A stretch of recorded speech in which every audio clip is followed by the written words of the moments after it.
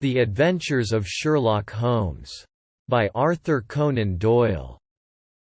Episode 11. The Adventure of the Beryl Coronet.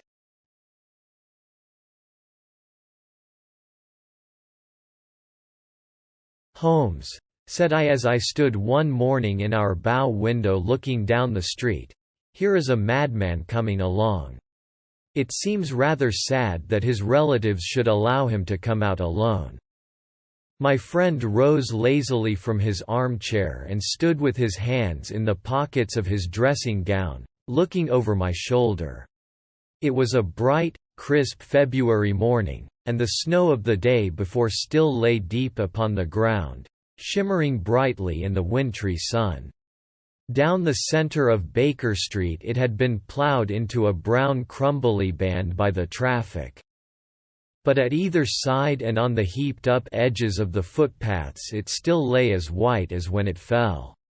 The gray pavement had been cleaned and scraped, but was still dangerously slippery, so that there were fewer passengers than usual. Indeed, from the direction of the Metropolitan Station no one was coming save the single gentleman whose eccentric conduct had drawn my attention. He was a man of about 50, tall, portly, and imposing, with a massive, strongly marked face and a commanding figure. He was dressed in a somber yet rich style, in black frock coat, shining hat, neat brown gaiters, and well-cut pearl grey trousers. Yet his actions were in absurd contrast to the dignity of his dress and features, for he was running hard, with occasional little springs. Such as a weary man gives who is little accustomed to set any tax upon his legs. As he ran he jerked his hands up and down, waggled his head, and writhed his face into the most extraordinary contortions. "What on earth can be the matter with him?" I asked. "He is looking up at the numbers of the houses. I believe that he is coming here," said Holmes, rubbing his hands. "Here? Yes, I rather think he is coming to consult me professionally. I think that I recognize the symptoms. Ha! Did I not tell you?" As he spoke, the man, puffing and blowing, rushed at our door and pulled at our bell until the whole house resounded with the clanging. A few moments later he was in our room, still puffing, still gesticulating, but with so fixed a look of grief and despair in his eyes that our smiles were turned in an instant to horror and pity. For a while he could not get his words out, but swayed his body and plucked at his hair like one who has been driven to the extreme limits of his reason. Then, suddenly springing to his feet, he beat his head against the wall with such force that we both rushed upon him and tore him away to the center of the room. Sherlock Holmes pushed him down into the easy chair and, sitting beside him, patted his hand and chatted with him in the easy, soothing tones which he knew so well how to employ. "You have come to me to tell your story, have you not?" said he. "You are fatigued with your haste. Pray wait until you have recovered yourself, and then I shall be most happy to look into any little problem which you may submit to me." The man sat for a minute or more with a heaving chest, fighting against his emotion. Then he passed his handkerchief over his brow, set his lips tight, and turned his face towards us. "No doubt you think me mad?" said he. "I see that you have had some great trouble," responded Holmes. "God knows I have. A trouble which is enough to unseat my reason, so sudden and so terrible is it. Public disgrace I might have faced, although I am a man whose character has never yet borne a stain. Private affliction also is the lot of every man, but the two coming together, and in so frightful a form, have been enough to shake my very soul. Besides, it is not I alone. The very noblest in the land may suffer unless some way be found out of this horrible affair." "Pray compose yourself, sir," said Holmes, "and let me have a clear account of who you are and what it is that has befallen you." "My name," answered our visitor, "is probably familiar to your ears. I am Alexander Holder, of the banking firm of Holder and Stevenson, of Threadneedle Street." The name was indeed well known to us as belonging to the senior partner in the second largest private banking concern in the City of London. What could have happened, then, to bring one of the foremost citizens of London to this most pitiable pass? We waited, all curiosity, until with another effort he braced himself to tell his story. "I feel that time is of value," said he. "That is why I hastened here when the police inspector suggested that I should secure your cooperation. I came to Baker Street by the Underground and hurried from there on foot, for the cabs go slowly through this snow. That is why I was so out of breath, for I am a man who takes very little exercise. I feel better now, and I will put the facts before you as shortly and yet as clearly as I can. It is, of course, well known to you that in a successful banking business, as much depends upon our being able to find remunerative investments for our funds as upon our increasing our connection and the number of our depositors. One of our most lucrative means of laying out money is in the shape of loans, where the security is unimpeachable. We have done a good deal in this direction during the last few years. And there are many noble families to whom we have advanced large sums upon the security of their pictures, libraries, or plate. Yesterday morning I was seated in my office at the bank when a card was brought in to me by one of the clerks. I started when I saw the name, for it was that of none other than Well. Perhaps even to you I had better say no more than that it was a name which is a household word all over the earth, one of the highest, noblest, most exalted names in England. I was overwhelmed by the honour and attempted, when he entered, to say so. But he plunged at once into business with the air of a man who wishes to hurry quickly through a disagreeable task. "Mr. Holder," said he, "I have been informed that you are in the habit of advancing money. The firm does so when the security is good." I answered. "It is absolutely essential to me," said he, "that I should have £50,000 at once. I could, of course, borrow so trifling a sum 10 times over from my friends. But I much prefer to make it a matter of business and to carry out that business myself. In my position you can readily understand that it is unwise to place one's self under obligations. For how long, may I ask, do you want this sum?" I asked. "Next Monday I have a large sum due to me, and I shall then most certainly repay what you advance, with whatever interest you think it right to charge. But it is very essential to me that the money should be paid at once. I should be happy to advance it without further parley from my own private purse," said I, "were it not that the strain would be rather more than it could bear. If, on the other hand, I am to do it in the name of the firm, then in justice to my partner, I must insist that, even in your case, every businesslike precaution should be taken." "I should much prefer to have it so," said he, raising up a square, black morocco case which he had laid beside his chair. "You have doubtless heard of the Beryl coronet? One of the most precious public possessions of the Empire," said I.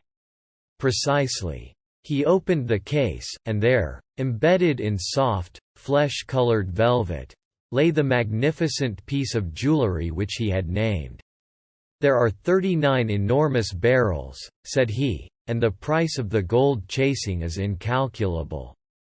The lowest estimate would put the worth of the coronet at double the sum which I have asked. I am prepared to leave it with you as my security." I took the precious case into my hands and looked in some perplexity from it to my illustrious client. "You doubt its value?" he asked. "Not at all. I only doubt the propriety of my leaving it. You may set your mind at rest about that. I should not dream of doing so were it not absolutely certain that I should be able in 4 days to reclaim it. It is a pure matter of form. Is the security sufficient? Ample. You understand, Mr. Holder, that I am giving you a strong proof of the confidence which I have in you, founded upon all that I have heard of you. I rely upon you not only to be discreet and to refrain from all gossip upon the matter, but, above all, to preserve this coronet with every possible precaution, because I need not say that a great public scandal would be caused if any harm were to befall it. Any injury to it would be almost as serious as its complete loss. For there are no beryls in the world to match these, and it would be impossible to replace them. I leave it with you, however, with every confidence, and I shall call for it in person on Monday morning." Seeing that my client was anxious to leave, I said no more, but, calling for my cashier, I ordered him to pay over £51,000 notes. When I was alone once more, however, with the precious case lying upon the table in front of me, I could not but think with some misgivings of the immense responsibility which it entailed upon me. There could be no doubt that, as it was a national possession, a horrible scandal would ensue if any misfortune should occur to it. I already regretted having ever consented to take charge of it. However, it was too late to alter the matter now, so I locked it up in my private safe and turned once more to my work. When evening came I felt that it would be an imprudence to leave so precious a thing in the office behind me. Bankers' safes had been forced before now, and why should not mine be? If so, how terrible would be the position in which I should find myself. I determined, therefore, that for the next few days I would always carry the case backward and forward with me, so that it might never be really out of my reach. With this intention, I called a cab and drove out to my house at Streatham, carrying the jewel with me. I did not breathe freely until I had taken it upstairs and locked it in the bureau of my dressing room. And now a word as to my household, Mr. Holmes, for I wish you to thoroughly understand the situation. My groom and my page sleep out of the house, and may be set aside altogether. I have 3 maid servants who have been with me a number of years and whose absolute reliability is quite above suspicion. Another, Lucy Parr, the second waiting maid, has only been in my service a few months. She came with an excellent character, however, and has always given me satisfaction. She is a very pretty girl and has attracted admirers who have occasionally hung about the place.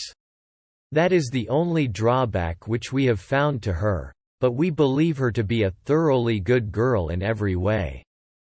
So much for the servants. My family itself is so small that it will not take me long to describe it. I am a widower and have an only son, Arthur. He has been a disappointment to me, Mr. Holmes, a grievous disappointment. I have no doubt that I am myself to blame. People tell me that I have spoiled him. Very likely I have. When my dear wife died I felt that he was all I had to love. I could not bear to see the smile fade even for a moment from his face. I have never denied him a wish. Perhaps it would have been better for both of us had I been sterner, but I meant it for the best. It was naturally my intention that he should succeed me in my business, but he was not of a business turn. He was wild, wayward, and, to speak the truth, I could not trust him in the handling of large sums of money. When he was young he became a member of an aristocratic club, and there, having charming manners. He was soon the intimate of a number of men with long purses and expensive habits. He learned to play heavily at cards and to squander money on the turf, until he had again and again to come to me and implore me to give him an advance upon his allowance, that he might settle his debts of honor. He tried more than once to break away from the dangerous company which he was keeping, but each time the influence of his friend, Sir George Burnwell, was enough to draw him back again. And, indeed, I could not wonder that such a man as Sir George Burnwell should gain an influence over him, for he has frequently brought him to my house. And I have found myself that I could hardly resist the fascination of his manner. He is older than Arthur, a man of the world to his fingertips. One who had been everywhere, seen everything, a brilliant talker, and a man of great personal beauty. Yet when I think of him in cold blood, far away from the glamour of his presence, I am convinced from his cynical speech and the look which I have caught in his eyes that he is one who should be deeply distrusted. So I think, and so, too, thinks my little Mary, who has a woman's quick insight into character. And now there is only she to be described. She is my niece, but when my brother died 5 years ago and left her alone in the world, I adopted her, and have looked upon her ever since as my daughter. She is a sunbeam in my house, sweet, loving, beautiful, a wonderful manager and housekeeper, yet as tender and quiet and gentle as a woman could be. She is my right hand. I do not know what I could do without her. In only one matter has she ever gone against my wishes. Twice my boy has asked her to marry him, for he loves her devotedly, but each time she has refused him. I think that if anyone could have drawn him into the right path, it would have been she, and that his marriage might have changed his whole life, but now, alas! It is too late, forever too late. Now, Mr. Holmes, you know the people who live under my roof, and I shall continue with my miserable story. When we were taking coffee in the drawing-room that night after dinner, I told Arthur and Mary my experience, and of the precious treasure which we had under our roof, suppressing only the name of my client. Lucy Parr, who had brought in the coffee, had, I am sure, left the room, but I cannot swear that the door was closed. Mary and Arthur were much interested and wished to see the famous coronet, but I thought it better not to disturb it. "Where have you put it?" asked Arthur. "In my own bureau." "Well, I hope to goodness the house won't be burgled during the night," said he. "It is locked up," I answered. "Oh, any old key will fit that bureau. When I was a youngster I have opened it myself with the key of the box-room cupboard." He often had a wild way of talking, so that I thought little of what he said. He followed me to my room, however, that night with a very grave face. "Look here, Dad," said he with his eyes cast down, "can you let me have £200? "No, I cannot," I answered sharply. "I have been far too generous with you in money matters." "You have been very kind," said he, "but I must have this money, or else I can never show my face inside the club again." "And a very good thing, too," I cried. "Yes, but you would not have me leave it a dishonored man," said he. "I could not bear the disgrace. I must raise the money in some way, and if you will not let me have it, then I must try other means." I was very angry, for this was the third demand during the month. "You shall not have a farthing from me," I cried, on which he bowed and left the room without another word. When he was gone I unlocked my bureau, made sure that my treasure was safe, and locked it again. Then I started to go round the house to see that all was secure, a duty which I usually leave to Mary but which I thought it well to perform myself that night. As I came down the stairs I saw Mary herself at the side window of the hall, which she closed and fastened as I approached. "Tell me, Dad," said she, looking, I thought, a little disturbed, "did you give Lucy, the maid, leave to go out tonight?" "Certainly not. She came in just now by the back door. I have no doubt that she has only been to the side gate to see someone, but I think that it is hardly safe and should be stopped." You must speak to her in the morning, or I will if you prefer it. Are you sure that everything is fastened? Quite sure, Dad. Then, good night. I kissed her and went up to my bedroom again, where I was soon asleep. I am endeavoring to tell you everything, Mr. Holmes, which may have any bearing upon the case. But I beg that you will question me upon any point which I do not make clear. On the contrary, your statement is singularly lucid. I come to a part of my story now in which I should wish to be particularly so. I am not a very heavy sleeper, and the anxiety in my mind tended, no doubt, to make me even less so than usual.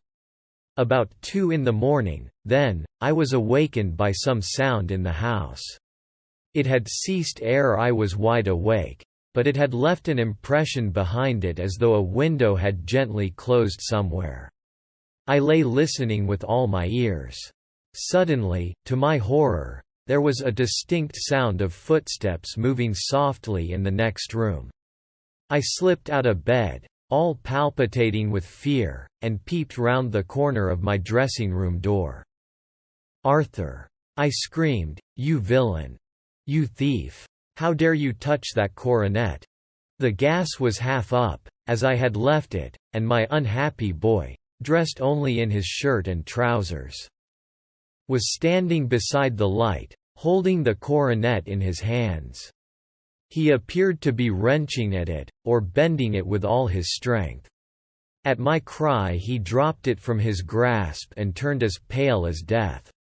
I snatched it up and examined it. One of the gold corners, with 3 of the barrels in it, was missing. "You blackguard!" I shouted, beside myself with rage. "You have destroyed it. You have dishonored me forever. Where are the jewels which you have stolen?" "Stolen?" he cried. "Yes, thief!" I roared, shaking him by the shoulder. "There are none missing." "There cannot be any missing," said he. "There are 3 missing. And you know where they are. Must I call you a liar as well as a thief? Did I not see you trying to tear off another piece? You have called me names enough," said he. "I will not stand it any longer. I shall not say another word about this business, since you have chosen to insult me. I will leave your house in the morning and make my own way in the world." "You shall leave it in the hands of the police," I cried, half mad with grief and rage. "I shall have this matter probed to the bottom. You shall learn nothing from me," said he with a passion such as I should not have thought was in his nature. "If you choose to call the police, let the police find what they can." By this time the whole house was astir, for I had raised my voice in my anger. Mary was the first to rush into my room, and, at the sight of the coronet and of Arthur's face, she read the whole story and, with a scream, fell down senseless on the ground. I sent the housemaid for the police and put the investigation into their hands at once. When the inspector and a constable entered the house, Arthur, who had stood sullenly with his arms folded, asked me whether it was my intention to charge him with theft. I answered that it had ceased to be a private matter, but had become a public one, since the ruined coronet was national property. I was determined that the law should have its way in everything. "At least," said he, "you will not have me arrested at once. It would be to your advantage as well as mine if I might leave the house for 5 minutes. That you may get away, or perhaps that you may conceal what you have stolen," said I. And then, realizing the dreadful position in which I was placed, I implored him to remember that not only my honor, but that of one who was far greater than I was at stake, and that he threatened to raise a scandal which would convulse the nation. He might avert it all if he would but tell me what he had done with the 3 missing stones. "You may as well face the matter," said I. "You have been caught in the act, and no confession could make your guilt more heinous. If you but make such reparation as is in your power, by telling us where the barrels are, all shall be forgiven and forgotten." "Keep your forgiveness for those who ask for it," he answered, turning away from me with a sneer. I saw that he was too hardened for any words of mine to influence him. There was but one way for it. I called in the inspector and gave him into custody. A search was made at once not only of his person but of his room and of every portion of the house where he could possibly have concealed the gems. But no trace of them could be found, nor would the wretched boy open his mouth for all our persuasions and our threats. This morning he was removed to a cell, and I, after going through all the police formalities, have hurried round to you to implore you to use your skill in unraveling the matter. The police have openly confessed that they can at present make nothing of it. You may go to any expense which you think necessary. I have already offered a reward of £1,000. My God, what shall I do? I have lost my honor, my gems, and my son in one night. Oh, what shall I do?" He put a hand on either side of his head and rocked himself to and fro, droning to himself like a child whose grief has got beyond words. Sherlock Holmes sat silent for some few minutes, with his brows knitted and his eyes fixed upon the fire. "Do you receive much company?" he asked. "None save my partner with his family and an occasional friend of Arthur's. Sir George Burnwell has been several times lately. No one else, I think. Do you go out much in society?" "Arthur does. Mary and I stay at home. We neither of us care for it. That is unusual in a young girl. She is of a quiet nature. Besides, she is not so very young. She is 24. This matter, from what you say, seems to have been a shock to her also." "Terrible. She is even more affected than I. You have neither of you any doubt as to your son's guilt?" "How can we have when I saw him with my own eyes with the coronet in his hands? I hardly consider that a conclusive proof. Was the remainder of the coronet at all injured?" "Yes, it was twisted." "Do you not think, then, that he might have been trying to straighten it?" "God bless you. You are doing what you can for him and for me. But it is too heavy a task. What was he doing there at all? If his purpose were innocent, why did he not say so?" "Precisely. And if it were guilty, why did he not invent a lie?" "His silence appears to me to cut both ways.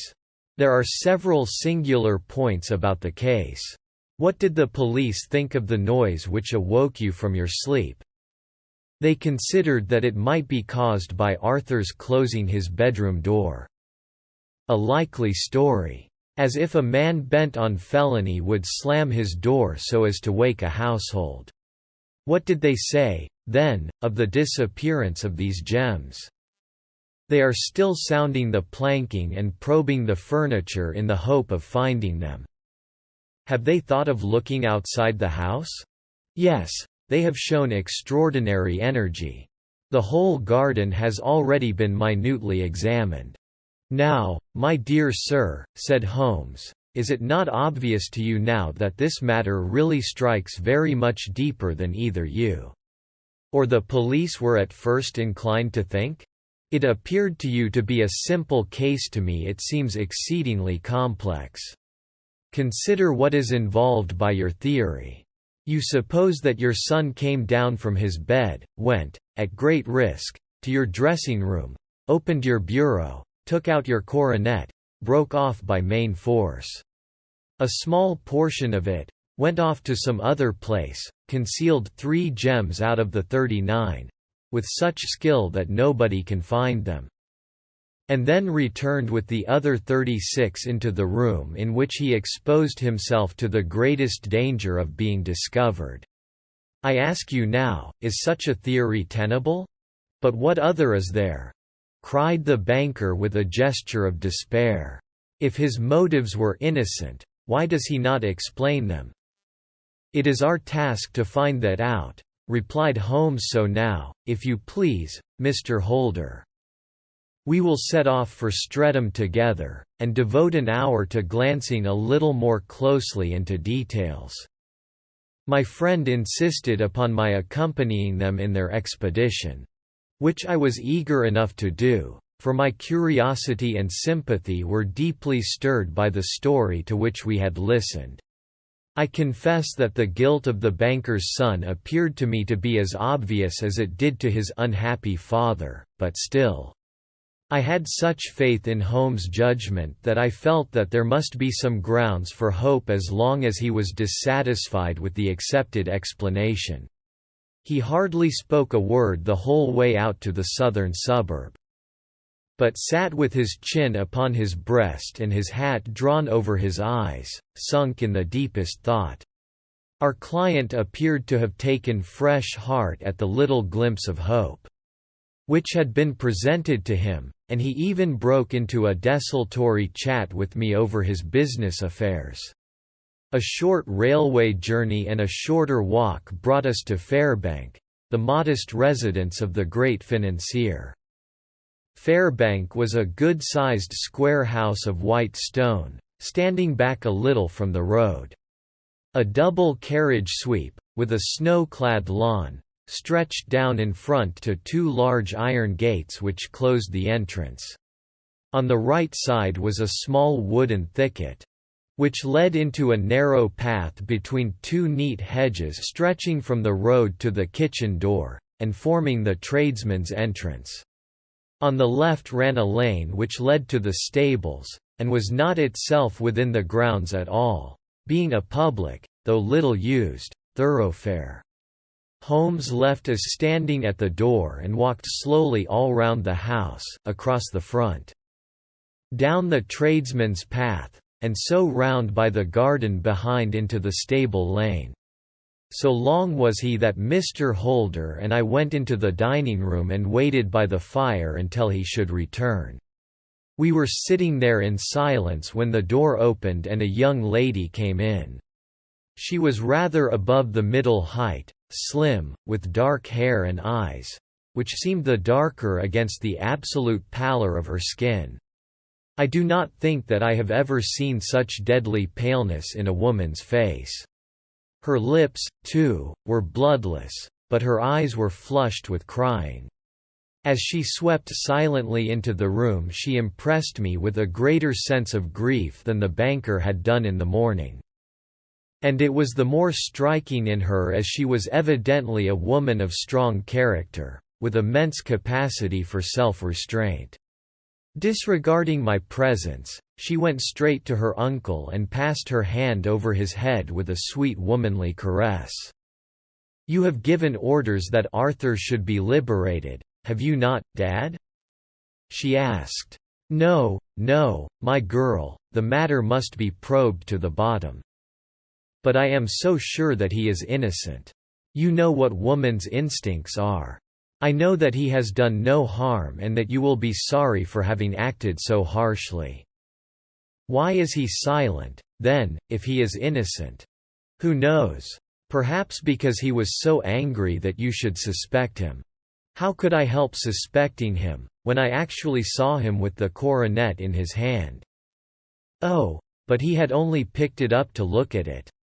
Oh, do take my word for it that he is innocent. Let the matter drop and say no more. It is so dreadful to think of our dear Arthur in prison. I shall never let it drop until the gems are found. Never, Mary. Your affection for Arthur blinds you as to the awful consequences to me. Far from hushing the thing up, I have brought a gentleman down from London to inquire more deeply into it." "This gentleman?" she asked, facing round to me. "No, his friend. He wished us to leave him alone. He is round in the stable lane now." "The stable lane?" She raised her dark eyebrows.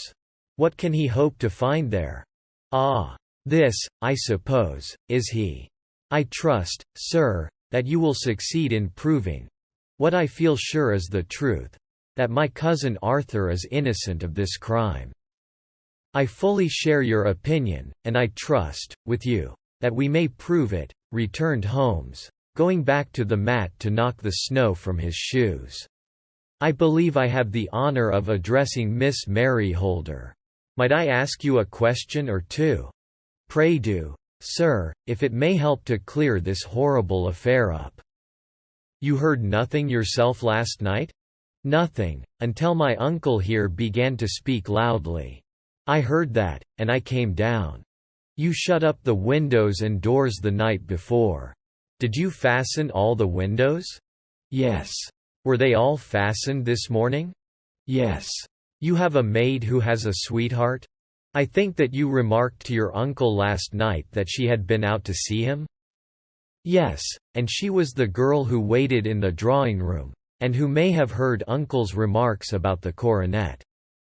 "I see. You infer that she may have gone out to tell her sweetheart, and that the two may have planned the robbery."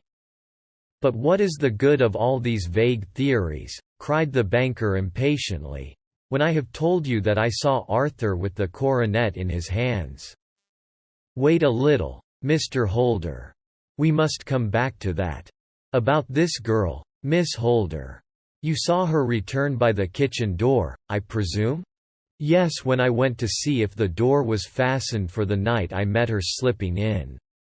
I saw the man, too, in the gloom." "Do you know him?" "Oh, yes. He is the greengrocer who brings our vegetables round.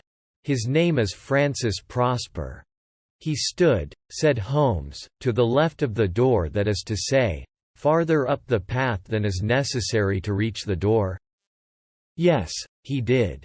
"And he is a man with a wooden leg?" Something like fear sprang up in the young lady's expressive black eyes. "Why, you are like a magician," said she. "How do you know that?"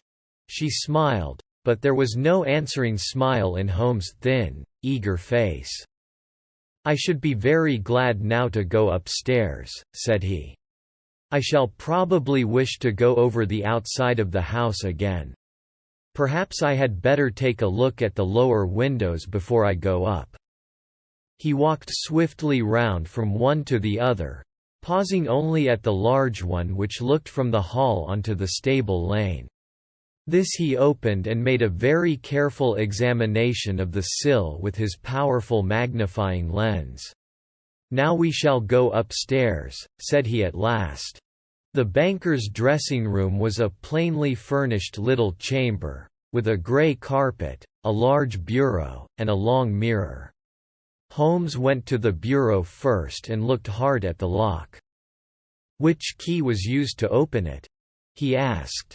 "That which my son himself indicated, that of the cupboard of the lumber room." "Have you it here?" "That is it on the dressing table." Sherlock Holmes took it up and opened the bureau. "It is a noiseless lock," said he. "It is no wonder that it did not wake you. This case, I presume, contains the coronet. We must have a look at it." He opened the case, and taking out the diadem he laid it upon the table. It was a magnificent specimen of the jeweller's art, and the 36 stones were the finest that I have ever seen. At one side of the coronet was a cracked edge, where a corner holding 3 gems had been torn away. "Now, Mr. Holder," said Holmes, "here is the corner which corresponds to that which has been so unfortunately lost. Might I beg that you will break it off?" The banker recoiled in horror. "I should not dream of trying," said he. "Then I will." Holmes suddenly bent his strength upon it, but without result. "I feel it give a little," said he, "but, though I am exceptionally strong in the fingers, it would take me all my time to break it. An ordinary man could not do it.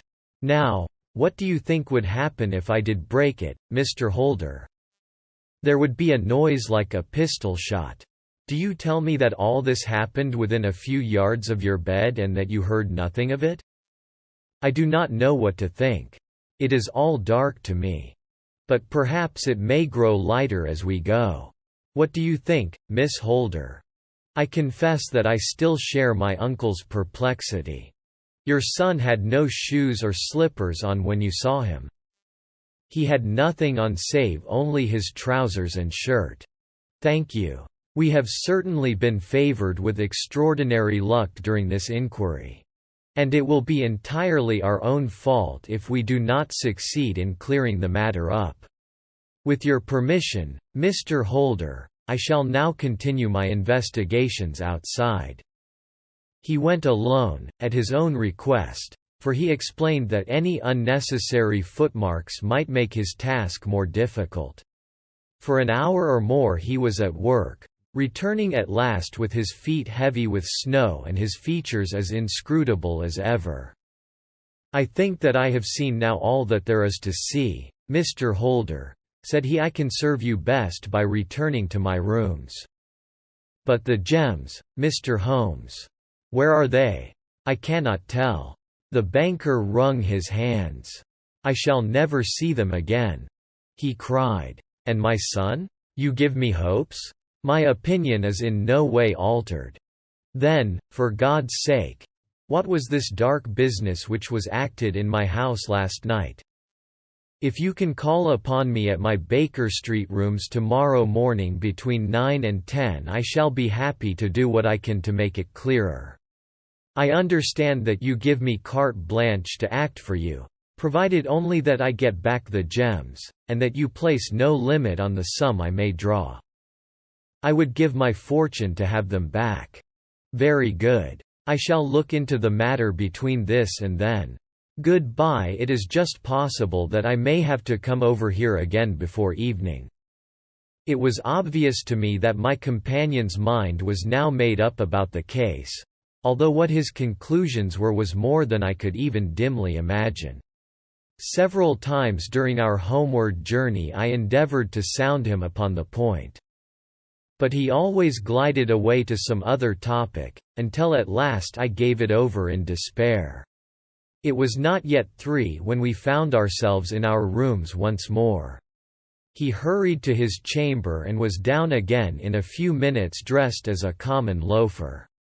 With his collar turned up, his shiny, seedy coat, his red cravat, and his worn boots, he was a perfect sample of the class. "I think that this should do," said he, glancing into the glass above the fireplace. "I only wish that you could come with me, Watson, but I fear that it won't do. I may be on the trail in this matter, or I may be following a will-o'-the-wisp, but I shall soon know which it is. I hope that I may be back in a few hours." He cut a slice of beef from the joint upon the sideboard, sandwiched it between 2 rounds of bread, and thrusting this rude meal into his pocket he started off upon his expedition. I had just finished my tea when he returned, evidently in excellent spirits, swinging an old elastic-sided boot in his hand. He chucked it down into a corner and helped himself to a cup of tea. "I only looked in as I passed," said he. "I am going right on." "Where to?" "Oh, to the other side of the West End. It may be some time before I get back. Don't wait up for me in case I should be late." "How are you getting on?" "Oh, so. Nothing to complain of. I have been out to Streatham since I saw you last, but I did not call at the house. It is a very sweet little problem, and I would not have missed it for a good deal. However, I must not sit gossiping here, but must get these disreputable clothes off and return to my highly respectable self." I could see by his manner that he had stronger reasons for satisfaction than his words alone would imply. His eyes twinkled, and there was even a touch of color upon his sallow cheeks. He hastened upstairs, and a few minutes later I heard the slam of the hall door, which told me that he was off once more upon his congenial hunt. I waited until midnight, but there was no sign of his return, so I retired to my room. It was no uncommon thing for him to be away for days and nights on end when he was hot upon a scent, so that his lateness caused me no surprise. I do not know at what hour he came in, but when I came down to breakfast in the morning he was with a cup of coffee in one hand and the paper in the other, as fresh and trim as possible. "You will excuse my beginning without you, Watson," said he, "but you remember that our client has rather an early appointment this morning." "Why, it is after 9 now," I answered. "I should not be surprised if that were he. I thought I heard a ring." It was, indeed, our friend the financier. I was shocked by the change which had come over him, for his face, which was naturally of a broad and massive mould, was now pinched and fallen in, while his hair seemed to me at least a shade whiter. He entered with a weariness and lethargy which was even more painful than his violence of the morning before. And he dropped heavily into the armchair which I pushed forward for him. "I do not know what I have done to be so severely tried," said he. "Only 2 days ago I was a happy and prosperous man, without a care in the world. Now I am left to a lonely and dishonored age. One sorrow comes close upon the heels of another. My niece, Mary, has deserted me." "Deserted you?" "Yes. Her bed this morning had not been slept in, her room was empty, and a note for me lay upon the hall table. I had said to her last night, in sorrow and not in anger, that if she had married my boy all might have been well with him. Perhaps it was thoughtless of me to say so. It is to that remark that she refers in this note. My dearest uncle, I feel that I have brought trouble upon you, and that if I had acted differently this terrible misfortune might never have occurred. I cannot, with this thought in my mind, ever again be happy under your roof, and I feel that I must leave you forever. Do not worry about my future, for that is provided for, and, above all, do not search for me, for it will be fruitless labor and an ill service to me. In life or in death, I am ever your loving Mary." What could she mean by that note, Mr. Holmes? Do you think it points to suicide? No, no, nothing of the kind. It is perhaps the best possible solution. I trust, Mr. Holder, that you are nearing the end of your troubles."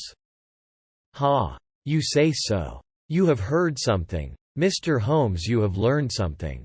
Where are the gems? You would not think £1,000 apiece an excessive sum for them?" "I would pay 10. That would be unnecessary. 3,000 will cover the matter. And there is a little reward, I fancy. Have you your cheque book? Here is a pen. Better make it out for £4,000. With a dazed face the banker made out the required cheque. Holmes walked over to his desk, took out a little triangular piece of gold with 3 gems in it, and threw it down upon the table. With a shriek of joy our client clutched it up. "You have it," he gasped. "I am saved. I am saved." The reaction of joy was as passionate as his grief had been, and he hugged his recovered gems to his bosom. "There is one other thing you owe, Mr. Holder," said Sherlock Holmes rather sternly. "Oh." He caught up a pen. "Name the sum, and I will pay it." "No, the debt is not to me. You owe a very humble apology to that noble lad, your son, who has carried himself in this matter. As I should be proud to see my own son do, should I ever chance to have one." "Then it was not Arthur who took them?" "I told you yesterday, and I repeat today, that it was not." "You are sure of it? Then let us hurry to him at once to let him know that the truth is known." "He knows it already. When I had cleared it all up I had an interview with him, and finding that he would not tell me the story, I told it to him, on which he had to confess that I was right and to add the very few details which were not yet quite clear to me. Your news of this morning, however, may open his lips. For heaven's sake, tell me, then, what is this extraordinary mystery?" "I will do so, and I will show you the steps by which I reached it. And let me say to you, first, that which it is hardest for me to say. And for you to hear, there has been an understanding between Sir George Burnwell and your niece Mary. They have now fled together. My Mary? Impossible. It is unfortunately more than possible, it is certain. Neither you nor your son knew the true character of this man when you admitted him into your family circle. He is one of the most dangerous men in England, a ruined gambler, an absolutely desperate villain, a man without heart or conscience. Your niece knew nothing of such men. When he breathed his vows to her, as he had done to 100 before her, she flattered herself that she alone had touched his heart. The devil knows best what he said, but at least she became his tool and was in the habit of seeing him nearly every evening. I cannot, and I will not, believe it," cried the banker with an ashen face. "I will tell you, then, what occurred in your house last night. Your niece, when you had, as she thought, gone to your room, slipped down and talked to her lover through the window which leads into the stable lane. His footmarks had pressed right through the snow, so long had he stood there. She told him of the coronet. His wicked lust for gold kindled at the news, and he bent her to his will. I have no doubt that she loved you, but there are women in whom the love of a lover extinguishes all other loves, and I think that she must have been one. She had hardly listened to his instructions when she saw you coming downstairs, on which she closed the window rapidly. And told you about one of the servants' escapade with her wooden-legged lover, which was all perfectly true. Your boy, Arthur, went to bed after his interview with you, but he slept badly on account of his uneasiness about his club debts. In the middle of the night he heard a soft tread pass his door, so he rose and, looking out, was surprised to see his cousin walking very stealthily along the passage until she disappeared into your dressing room. Petrified with astonishment, the lad slipped on some clothes and waited there in the dark to see what would come of this strange affair. Presently she emerged from the room again, and in the light of the passage lamp your son saw that she carried the precious coronet in her hands. She passed down the stairs, and he, thrilling with horror, ran along and slipped behind the curtain near your door, whence he could see what passed in the hall beneath. He saw her stealthily open the window, hand out the coronet to someone in the gloom, and then closing it once more hurry back to her room, passing quite close to where he stood hid behind the curtain. As long as she was on the scene he could not take any action without a horrible exposure of the woman whom he loved. But the instant that she was gone he realized how crushing a misfortune this would be for you, and how all-important it was to set it right. He rushed down, just as he was, in his bare feet, opened the window, sprang out into the snow, and ran down the lane, where he could see a dark figure in the moonlight. Sir George Burnwell tried to get away, but Arthur caught him, and there was a struggle between them, your lad tugging at one side of the coronet, and his opponent at the other. In the scuffle, your son struck Sir George and cut him over the eye. Then something suddenly snapped, and your son, finding that he had the coronet in his hands, rushed back, closed the window, ascended to your room, and had just observed that the coronet had been twisted in the struggle and was endeavoring to straighten it when you appeared upon the scene." "Is it possible?" gasped the banker. "You then roused his anger by calling him names at a moment when he felt that he had deserved your warmest thanks. He could not explain the true state of affairs without betraying one who certainly deserved little enough consideration at his hands. He took the more chivalrous view, however, and preserved her secret. And that was why she shrieked and fainted when she saw the coronet," cried Mr. Holder. "Oh, my God! What a blind fool I have been! And his asking to be allowed to go out for 5 minutes. The dear fellow wanted to see if the missing piece were at the scene of the struggle. How cruelly I have misjudged him! When I arrived at the house," continued Holmes, "I at once went very carefully round it to observe if there were any traces in the snow which might help me. I knew that none had fallen since the evening before, and also that there had been a strong frost to preserve impressions. I passed along the tradesman's path, but found it all trampled down and indistinguishable. Just beyond it, however, at the far side of the kitchen door, a woman had stood and talked with a man, whose round impressions on one side showed that he had a wooden leg. I could even tell that they had been disturbed, for the woman had run back swiftly to the door, as was shown by the deep toe and light heel marks, while wooden leg had waited a little, and then had gone away. I thought at the time that this might be the maid and her sweetheart, of whom you had already spoken to me, and inquiry showed it was so. I passed round the garden without seeing anything more than random tracks, which I took to be the police, but when I got into the stable lane, a very long and complex story was written in the snow in front of me. There was a double line of tracks of a booted man, and a second double line which I saw with delight belonged to a man with naked feet. I was at once convinced from what you had told me that the latter was your son.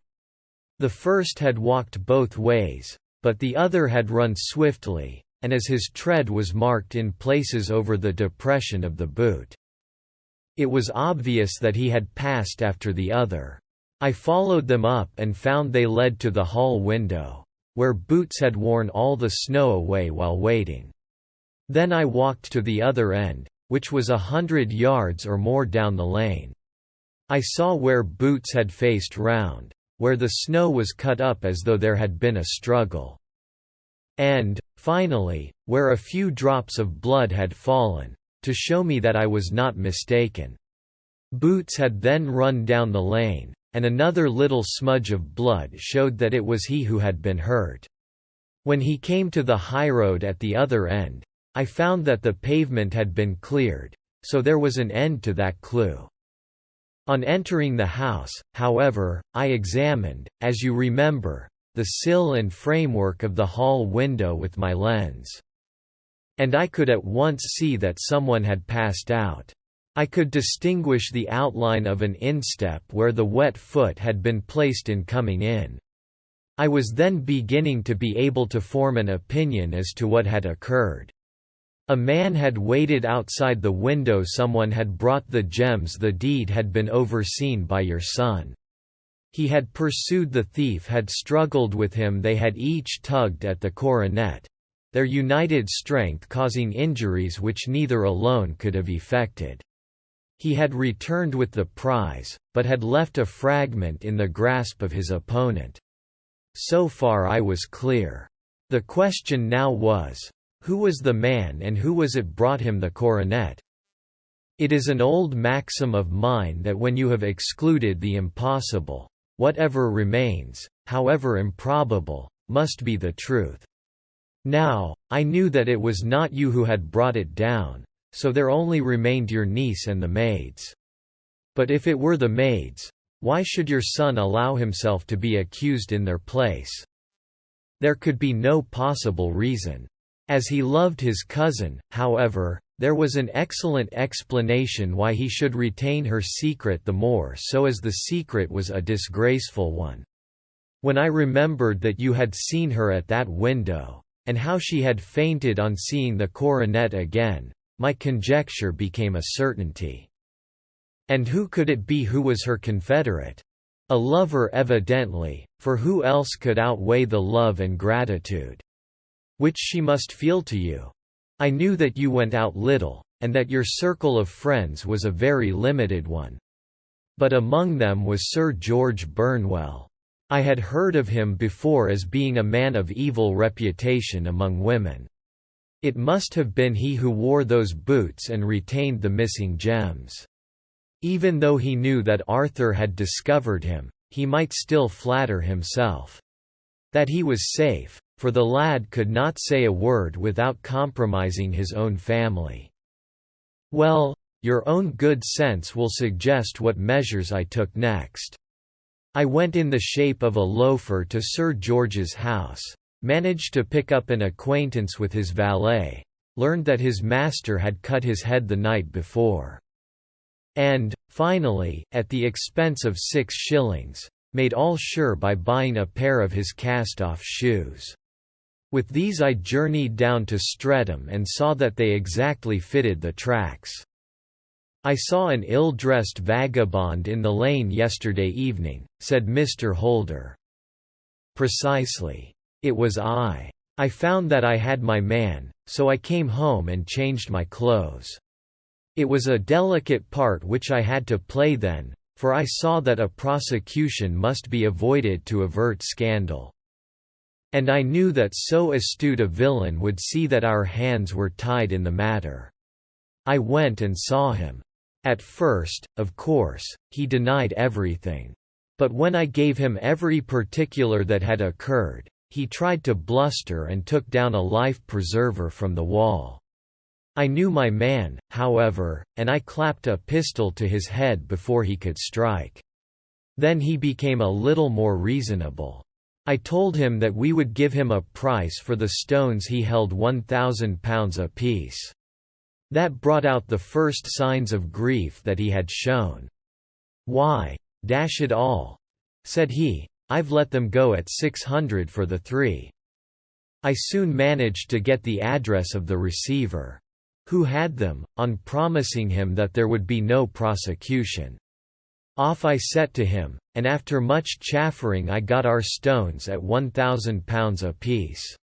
Then I looked in upon your son, told him that all was right, and eventually got to my bed about 2 o'clock, after what I may call a really hard day's work. A day which has saved England from a great public scandal,' said the banker, rising. 'Sir, I cannot find words to thank you, but you shall not find me ungrateful for what you have done. Your skill has indeed exceeded all that I have heard of it. And now I must fly to my dear boy to apologize to him for the wrong which I have done him. As to what you tell me of poor Mary, it goes to my very heart. Not even your skill can inform me where she is now. I think that we may safely say,' returned Holmes, 'that she is wherever Sir George Burnwell is. It is equally certain, too, that whatever her sins are, they will soon receive a more than sufficient punishment.'